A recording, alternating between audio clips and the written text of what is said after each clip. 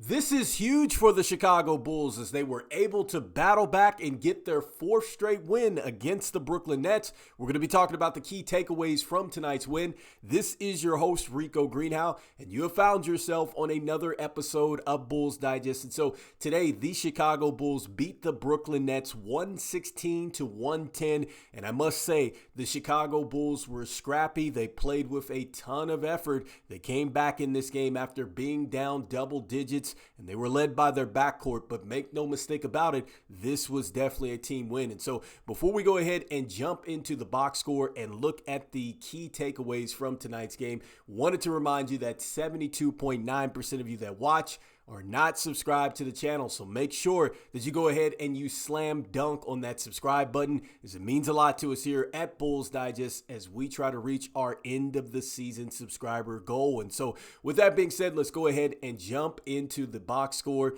and look at just the key takeaways from tonight's game. And so I want to start with the MVPs on the night. And so my first MVP of the night is going to have to go to Tre Jones. Look, Tre Jones, I think, played a terrific basketball game.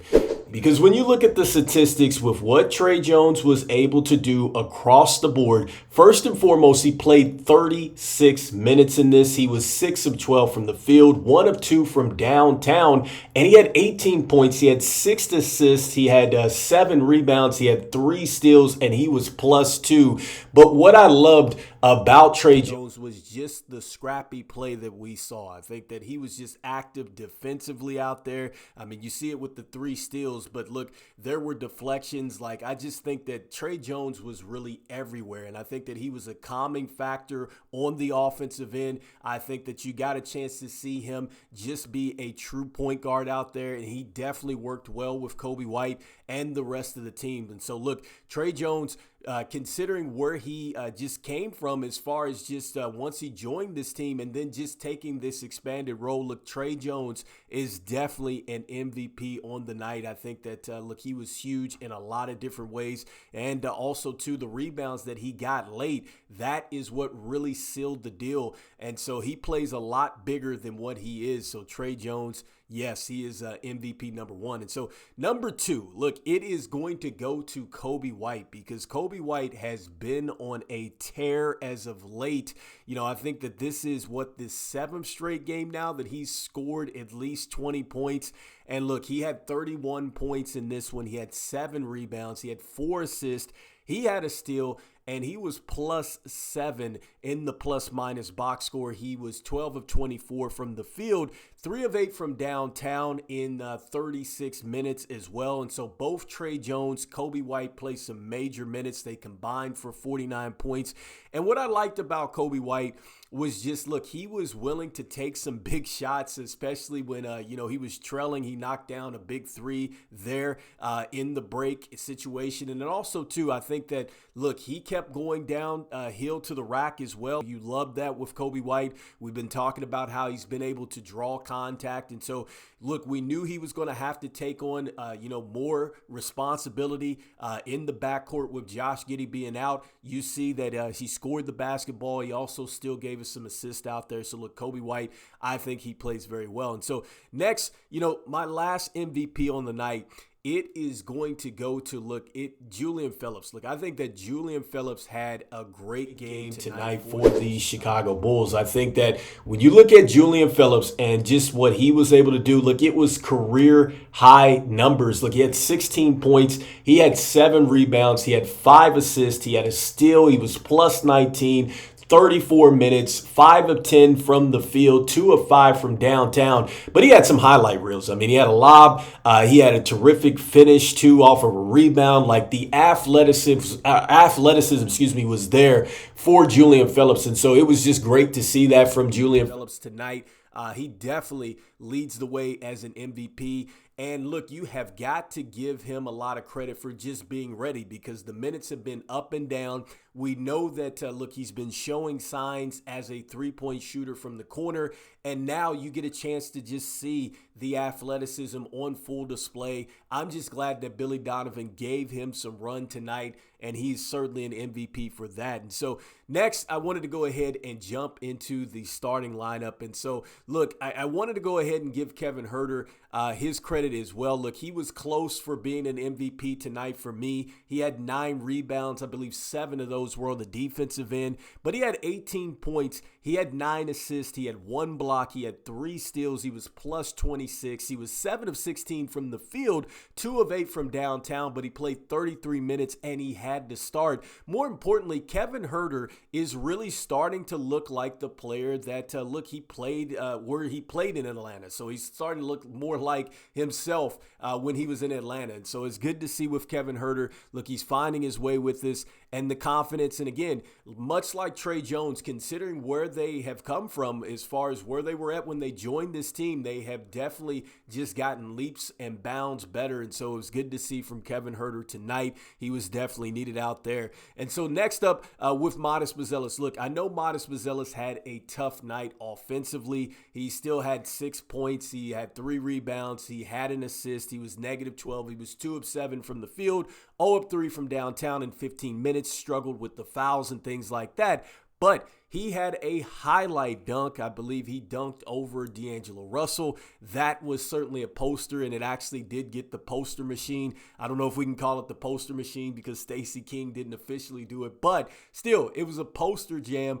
49th, I think, of the year for Modest Buzelis, who clearly leads us. And so, look, I see the upside. It's still there. He continues to show flashes, and so I'm not worried the least that he just didn't have the greatest game tonight. It was good to see him out there. And so next, Vooch. And so Vooch, look, 7 points, 3 rebounds, 3 assists, negative 9. He was 3 of 6 from the field, 1 of 2 from the free throw line in 23 minutes. And so this game, not as good as the first game at all. I think that he really kind of struggled to really find his rhythm.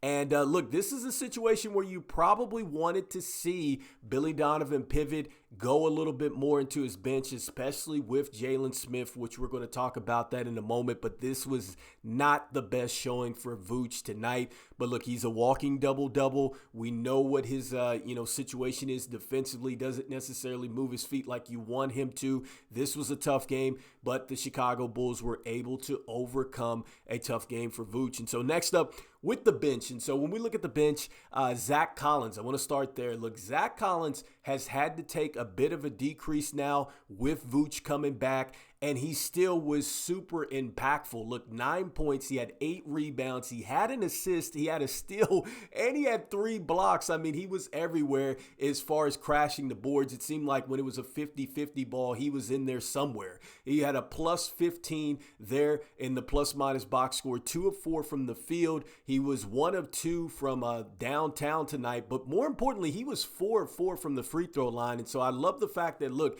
if you foul Zac Collins, he will make you pay. And so 25 minutes tonight, I thought that those were some great minutes, and we got a chance to see the athleticism that Zac Collins really brings to the club. And so next up, Patrick Williams. And so, look, Patrick Williams, 10 points, 2 rebounds. He had an assist, 1 steal, plus 14, 4 of 8 from the field, 2 of 5 from downtown. I think that the activity was really there for Patrick Williams tonight. So that was a lot better showing than what we saw in game 1 from Patrick Williams. And he had a nice play, too, where he didn't get the foul as well. It's a lot of contact, so that was good to see with Patrick Williams being aggressive there. And so next up, look, Dalen Terry, he had a point in this when he had a rebound. He had a steal, and he'd get 11 minutes in the game. Talked about Julian Phillips, and so THT also got 4 minutes. But look, this was a great team win. Again, it was just a gutsy effort for the Chicago Bulls to come back. I think at one point they were down 11, and then just Coby White, I think himself, he just went on a run, and it was like 11 straight points to get it down to within 1. And so the fight was there across the board. Gritty stuff from Tre Jones today. I mean, he was just everywhere tonight. Zac Collins is just another one of those players like like Kevin Huerter, like Tre Jones, considering where they were when they came to the team. I mean, Zac Collins didn't even get a chance to play, and he's now making a significant impact on the Chicago Bulls. I think that the only thing that I have the issue with is that, look, Jalen Smith has got to play, especially considering that, look, he was right behind Josh Giddey as far as rebounds are concerned at 5.5 rebounds a game. And so he has to be out there. And he's also, too, not a rookie. He is a veteran player. He's been in the NBA, and he's also helped you get here. So I think that,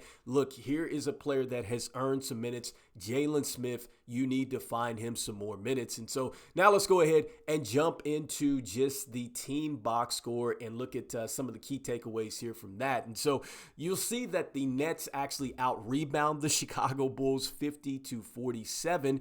So again, just kind of putting in Jalen Smith. Perhaps you could have got some more rebounds there, but nevertheless, the Chicago Bulls find a way to get it done. And I think this is huge, okay? 9-8, the Nets lead in turnovers, but just 8 turnovers on the night for the Chicago Bulls.